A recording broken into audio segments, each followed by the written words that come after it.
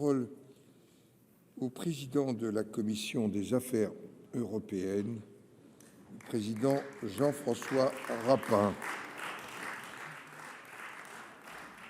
Monsieur le président, vous avez la parole.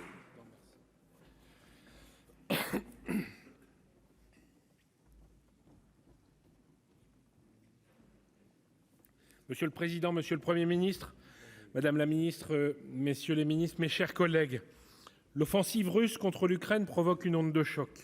En Ukraine d'abord, où l'on déplore déjà trop de victimes civiles, mais aussi dans tout le continent européen. Renouant avec des heures sombres qu'on espérait révolues, l'Union européenne se retrouve très directement menacée à ses frontières par une Russie qui, après l'annexion de la Crimée en 2014, a décidé d'agresser l'Ukraine, ébranlant ainsi l'ordre international établi et menaçant la démocratie, la paix et la liberté, qui sont les valeurs fondatrices de l'Union européenne.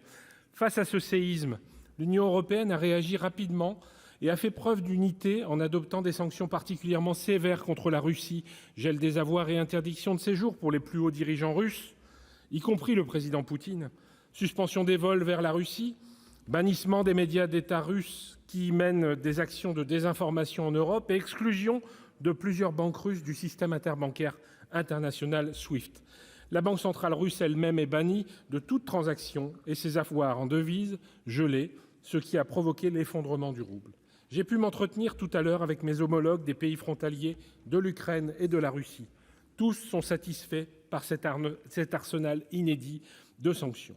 En complément, l'Union s'est mobilisée pour soutenir l'Ukraine. Elle a activé la Facilité européenne pour la paix, ce nouvel instrument extra-budgétaire de réponse aux crises internationales qui est doté de 5 milliards d'euros pour la période 2021-2027.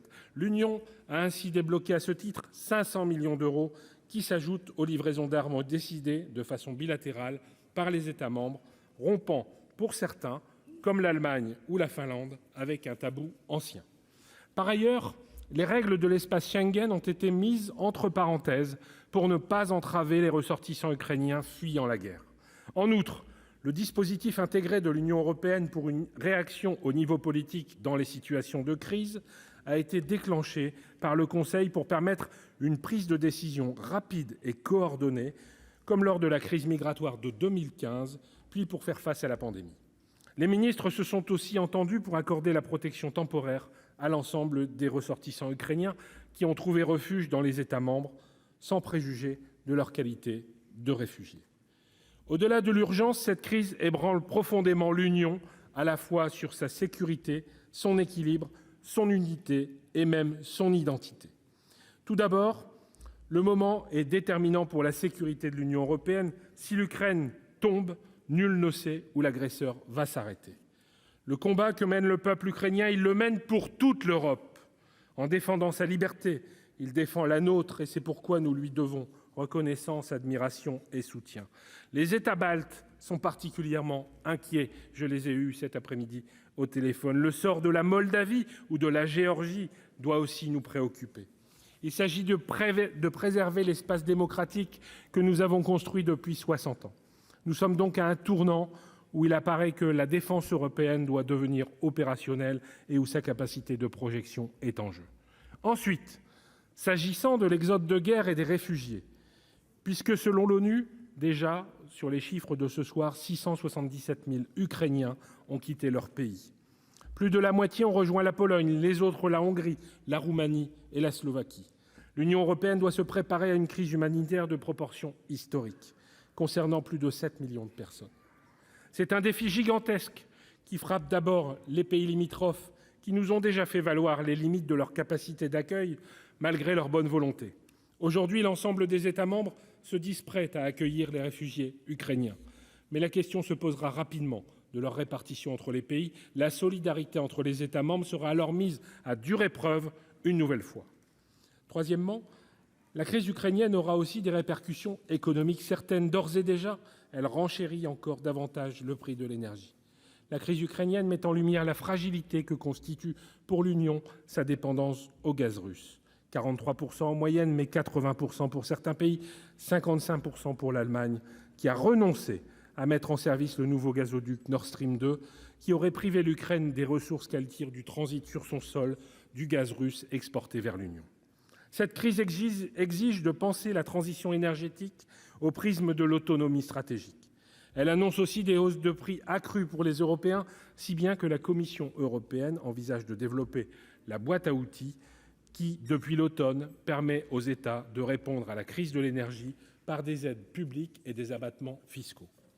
S'annonce aussi une flambée des prix des matières premières, y compris agricoles, des difficultés d'approvisionnement de certaines filières industrielles européennes en composants et métaux critiques comme le titane ou le nickel, des ruptures dans les chaînes de production européennes en Russie, sans compter l'impact des représailles russes qu'il faudra bien sûr assumer. Déjà, l'Union européenne doit revoir à la baisse ses prévisions de croissance. On les ramène de moins 0,3% à moins 1%. Et l'inflation s'accentue encore après le record de janvier. Dernier défi, qui ébranle l'Union, disons-le. La demande officielle de l'Ukraine d'entrer sans délai dans l'Union européenne. La présidente de la Commission européenne a hâtivement positivé, rejointe par plusieurs États membres d'Europe centrale. C'est une demande de longue date qui reflète la volonté majoritaire du peuple ukrainien, mais nous parlons de décisions qui engagent durablement et pour cela doivent être mûries. Ce n'est pas un hasard si la procédure d'adhésion est un processus au long cours.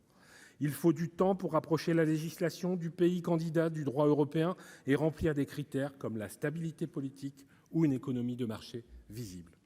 C'est aussi pourquoi la décision même d'octroyer à un État le statut de pays candidat relève de l'unanimité des 27. N'oublions pas que les 3 pays baltes ont dû patienter près de 9 ans pour intégrer l'Union et que 4 pays des Balkans occidentaux sont officiellement candidats, mais sont bloqués depuis des années dans l'antichambre de l'Union européenne, sans compter les 2 autres qui ne sont encore que candidats potentiels.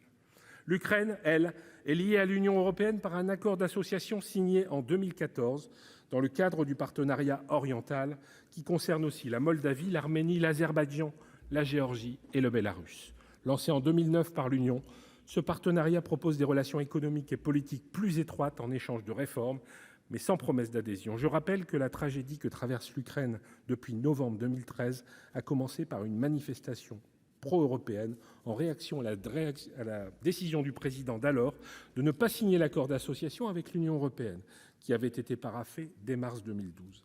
C'est cela qui a conduit au changement de gouvernement et aux élections législatives d'octobre 2014 qui ont porté au pouvoir des partis réformistes pro-européens. Cet accord d'association qui prévoit un libre-échange complet offre de nouveaux débouchés économiques tant à l'Union qu'à l'Ukraine et a permis à l'Union de conforter sa position de premier partenaire économique de l'Ukraine. En 2019, le volume des échanges bilatéraux s'élevait à 43,3 milliards d'euros et l'Union représentait plus de 40% du total des échanges commerciaux de l'Ukraine. Depuis 2014, l'Union et ses institutions financières ont mobilisé plus de 15 milliards d'euros sous la forme de subventions et de prêts. Nous devons aujourd'hui miser plus que jamais sur cet outil de partenariat oriental qui a fait la preuve de son efficacité et peut nous permettre de renforcer sans délai notre soutien à l'Union, à l'Ukraine. Parallèlement, la construction de l'Union européenne doit se poursuivre sans que nous soyons aveuglés par l'urgence. C'est un projet de long terme qui doit rester au service de la promotion des valeurs européennes. Soyons actifs, mais prudents. La véritable urgence, c'est la désescalade, c'est de rétablir la paix sur le sol ukrainien. Ce sera l'honneur de l'Union européenne. Merci. Merci, Monsieur le Président. Je vais donner la parole